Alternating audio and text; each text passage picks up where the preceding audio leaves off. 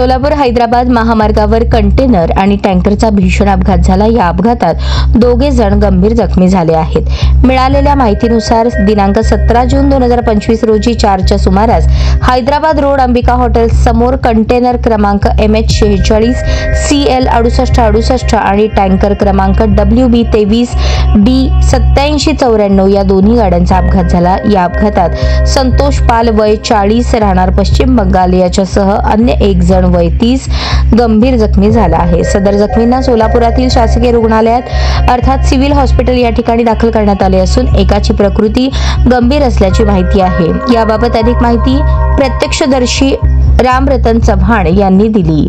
नमस्कार, मी अशोक राठोड आहे। मी राणा मुळेगाव तांडा येथे वारंवार ह्या रस्त्याला ॲक्सिडेंट होत आहे, कारण इथं जंपिंग होत असल्यामुळे आता सध्याला हे ॲक्सिडेंट झालेले आहेत।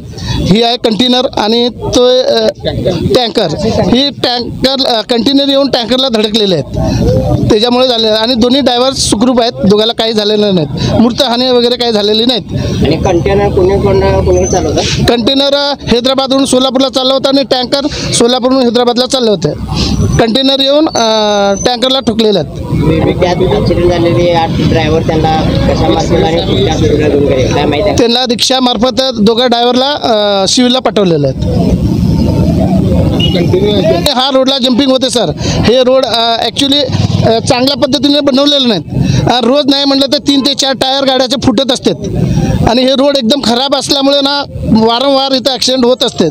किती वाजण्याच्या सुमारास झाले? काय टाईम आहे? टाईम 1 तास झाले आता तर। हां, 4च्या दरम्यान झालेला आहे।